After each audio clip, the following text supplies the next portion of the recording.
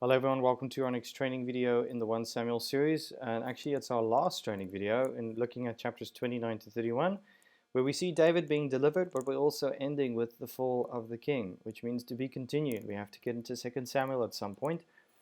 But very importantly, you're going to see a comparison between David and Saul, but prayerfully read these chapters and let's get into it. So, starting with the context, remember, since chapter 13 actually we've had two narratives developing. If you actually go do a study, you'll notice that the two prominent characters since chapter 13 is Saul and David. So it begins with Saul's rejection and eventual demise. It starts in chapter 13, ends in chapter 31, where we're now. And intertwined with Saul's story is David, which starts with his anointing and rise, which starts in chapter 16, ends in 2 Samuel. And where we are now, the previous study, we were actually at the low point of Saul's journey. Chapter 31 is really just the culmination of what we saw in the low point. This is his lowest point. And in the book of 1 Samuel, chapter 28, verses 1 to 2 is the low point in David's journey, where he sides or is put against his own people. In those days, the Philistines gathered their forces for war to fight against Israel. And here's the problem. And David said to Achish, understand that you and your men are to go with me in the army. David said, very well, you shall know that what your servant can do. And Achish said to him, very well, I will make you my bodyguard for life. So this is really problematic because David's been anointed as king. We're expecting him to rise, but he's now with God's enemies. And he's going to fight on behalf of God's enemies against his own people. Is this a good thing for God's anointed? So what's going to happen? And that's where chapter 29 to 30 is so important regarding David, and then chapter 31 regarding Saul. So just keep in mind, this is what's happening. But looking at the structure, very importantly, chapters 29 to 30 precede actually the events of chapter 28, and this facilitates a comparison. And this is what you're going to see, by the way. If you follow from chapter 28 all the way to chapter 31, what you're going to notice is that Saul, under stress, what does he do? He consults a medium. But interesting enough, conversely, very differently, David under distress consults Yahweh. So you'll see a difference in response to distressing situations, which reveals the heart of Saul and the heart of David. And Saul's journey ends with being handed over to the Philistines and he dies, while David's story ends with him being delivered from the Philistines and he's victorious over the Amalekites. So very different contrasting narratives. But hopefully you'll see that the difference is Yahweh versus evil. Who do you trust in? So Saul's journey as king begins with delivering, but here's a little silver lining, by the way.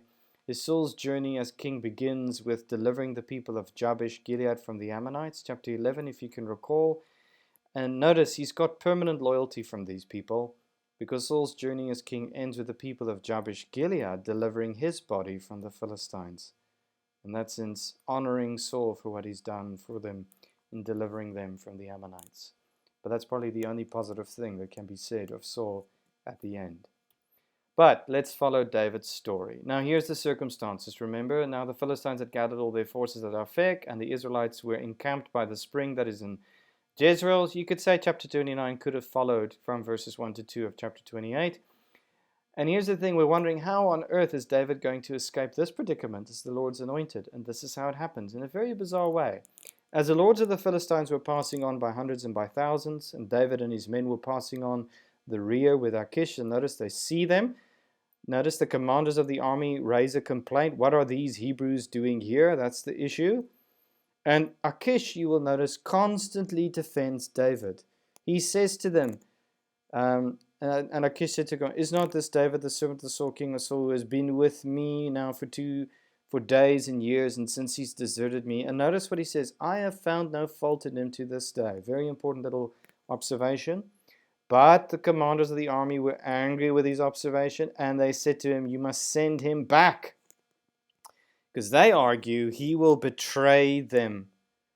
And how does Achish respond? Under the pressure of the commanders, will he stick to his guns and saying David's with me because he's innocent? Well, we see his response a little bit later. Achish then called David and said to him, as the Lord lives. By the way, this is another unique feature of chapter 29. It's only Achish that refers to the Lord in this whole chapter. David doesn't. So in many ways, David is not where he should be, and yet God is busy delivering David from his own mess. And Achish called David and said, "As the Lord lives, you have been honest, and to me it seemed right that you should march out and in with me in the campaign." And notice again this refrain, "I have found nothing wrong with you." A second time he's declared innocent. And then David, of course, appeals, "What have I done? What have you found in your servant from the day I entered your servant the day that I may not go and fight against the enemies of my king?" And then a third time, Achish answered and said, "I know that you are blameless in my sight as an angel of God." So 3 times the Gentile Achish declares David innocent. Nevertheless, because of the commanders of the Philistines, he has to let him go. And he buckles to their pressure and sends David off. But here, in a bizarre set of circumstances, the Lord delivers David from his predicament. So David set out with his men early in the morning to return to the land of the Philistines, but the Philistines went up to Jezreel. So David doesn't have to face his own people or Saul. Yahweh will face his own people and Saul. And so David's delivered from the predicament. But it moves then to a new problem. The Amalekites again. And as you know, they've got a very negative story all the way from Exodus till now. And here's the problem. Now when David and his men came to Ziklag, and this might seem a bizarre narrative in the middle of it all, but David is delivered and he's victorious. And again, there's a contrast, remember, with Saul. So this is all happening while things are happening with Saul and the Philistines. Now when David and his men came to Ziklag on the 3rd day, the Amalekites, those people who Saul had to eliminate, had made a raid against the Negeb and against Ziklag. And here's the issue. They overcame Ziklag, burned it with fire, and taken captive the women, all who were in it, both small and great. And they killed no one, but carried them off and went their way. And notice, here's the issue. When they arrived, the town, of course, is burned, but everyone's wives and sons and daughters have been taken captive. And the response is real. They are utterly distraught, David and his men. And it gets even worse for him. David discovers his wives and his children are also taken. And what makes matters even worse is that it seems like his own men are going to turn against him. And David was greatly distressed. Notice, greatly distressed like Saul was greatly distressed in chapter 28. For the people spoke of stoning him because of all the people who were bitter in soul, each for his sons and daughters. And they blame David for it and they want to kill David. So how is he going to respond? And here we see David respond very differently. But David strengthened himself in the Lord his God. And this is how he did it. He went to the priest Ahimelech, and David inquired of the Lord. Shall I pursue after this band? Shall I overtake them? This is scene number 2, by the way, David's response and God's provision. He inquires of God. God gives him an answer. Pursue, for you shall surely overtake and you shall surely rescue.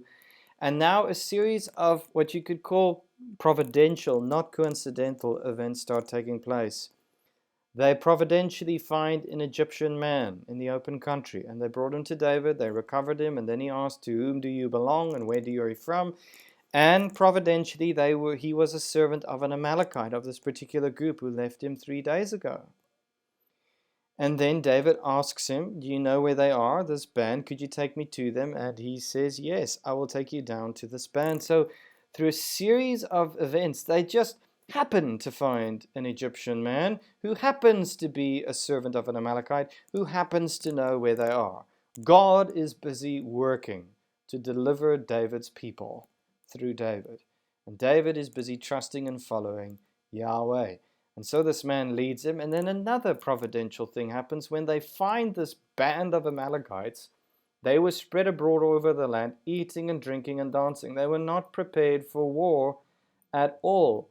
Wonderful, because of all the great spoil they had taken from the land of the Philistines, from the land of Judah. Keep that little key in mind there from verse 14, the land of Judah. And so it's opportune for David to strike, and he strikes them.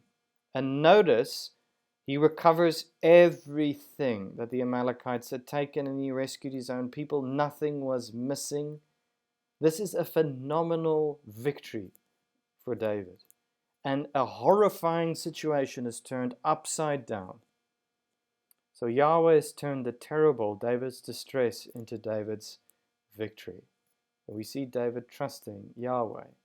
And he acknowledges this in this little narrative here in verses 21 to 25. If you remember Saul in chapters 13 to 15, he creates monuments for himself.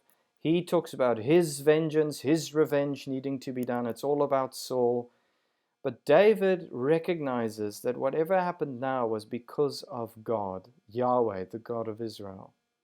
And what facilitates this confession is a situation where the wicked and worthless fellows among David's people, they think they administered this victory or caused it. And they said to David, because they did not, there was people who were the baggage. If you go read the whole chapter, they weren't able to come. And so these guys are saying, those who did not go with us, we will not give them any of the spoil that we have recovered, except that each man lead away his wife and children and depart. So they just want to keep the spoils for themselves. It's sort of that idea, we worked for it, we earned it, not even recognizing at one stage, this is God who did it. And this is what David acknowledges, which Saul never does. You shall not do so, my brothers. Why? With what the Lord has given us, he has preserved us and given into our hands the band that came against us. If it wasn't for Yahweh, the God of Israel, then they would have never been able to recover and restore their people and deliver them. So David gives Yahweh all credit, and therefore it's not about who fought the battle. It's whether everyone was in it together, the faithful. Were they faithful to Yahweh? And people who were the baggage or people who fought were the same. And so this is a recognition of God's grace upon David. And David's narrative ends showing again his heart. He sent part of the spoiler to his friends, the elders of Judah. Because remember, Judah was raided, and he sent the spoil back. Here's a present for you from the Lord of the enemies of the Lord. And of course, this will be the beginning of David returning to his people and firstly becoming the king of Judah. Because remember, Judah was raided, and Saul, remember, delivered Yabesh Gilead, which led to the establishment of his kingdom. David is helping Judah and restores what is lost to them, and of course that'll lead to him ascending the throne. And so in distress, in chapter 30, we really see David's heart. He inquires of Yahweh, he obeys Yahweh, he recognizes God's grace and victory, and delivers and restores, acting in line with Yahweh's command. So a really great end in David's story in 1 Samuel. But not so much for Saul.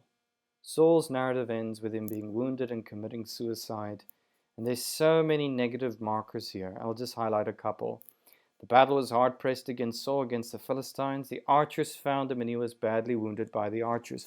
Very significantly, King Ahab in 1 Kings 22 dies in the same way. Remember, Saul disguised himself in chapter 28? And now an archer has found him and wounded him.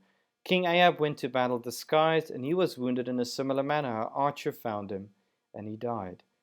Now Saul said to his armor bearer, as he was wounded, draw your sword and thrust me through. Why? Lest these uncircumcised come and thrust me through and mistreat me.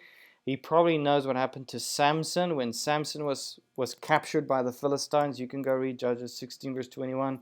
Saul doesn't want that for himself. His armor bearer doesn't want to do it. Therefore Saul took his own sword and fell upon it. He committed suicide. And very significantly, in the scriptures, whenever a suicide is mentioned, it's normally because of tragic events caused by sin. It's the end of a journey that would have led to death because of sin. Abimelech in Judges, Ahithophel in 2 Samuel, Zimri in 1 Kings, and the last one to be mentioned in the New Testament is Judas. And so sadly, Saul is another example of the wages of sin, which is death, and the tragic end of his journey, which ends in suicide, taking his own life. Saul is a phenomenally tragic figure in the scriptures, but the sorrow is when we get to the New Testament, he is not alone. But moving to the New Testament, there are two comparisons you'll be doing. I think David and Jesus, and Saul and Judas and the Jewish leaders. And it's important to see that, remember, Jesus is described as the son of David in Matthew's Gospel. He's also described as my servant David in Ezekiel 34, so they should mirror one another. He quotes Psalm 22, a psalm of David on the cross. And here's some significant parallels between the two, which we see in our passage. Well, remember, David is declared innocent 3 times by the Gentile Achish. but due to pressure from the commanders, Achish buckled. It's significant that Pontius Pilate, a Gentile, declared Jesus innocent 3 times, but due to pressure from the Jewish leaders, Pilate buckled. Very similar. But David submitted to Yahweh's will, and David's distress was turned upside down in victory in chapter 30, paving the way for his ascension to the throne, which happens in 2 Samuel. In Jesus' greatest moment of distress, Jesus submitted to the Father's will, and the Father turned Jesus' distress upside down to become his victory, paving the way for his ascension to the throne. You can see that in Luke 24. There is a discontinuity, though, is David was actually deceiving Achish. He was not truly innocent. He just appeared innocent, but Jesus was truly innocent in every single way. In this sense, Jesus is greater than David in every way. This is where the comparison ends. He's a far greater David than David himself. But sadly, we see Saul mirrored in the New Testament as well. Saul resisted God's word and his anointed David, and he sought guidance from evil. Judas actually rejected Jesus as anointed and sided with evil. You see that in Luke. In fact, in John's Gospel, it describes as Satan entering him.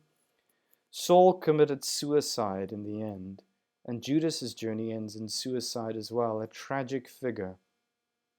And Saul's actions lead to Israel being routed, defeated by the Philistines. And the Jewish leaders with whom Judas conspired, they led Israel to their destruction in the end, which will happen in 70 AD. And so really what we want to see is how David and Saul point to God's deliverance in Jesus, especially David, but also be inspired to conform to Jesus as our example. Because as God delivered his anointed David and Jesus, so God will deliver all who trust in him, who follow him. But the same is also true. All who follow Saul's example will end in the same way Saul and Judas and the Jewish leaders did as well, who rejected God's anointed. It ends in defeat. It ends in tragedy. And that's how the book of 1 Samuel ends.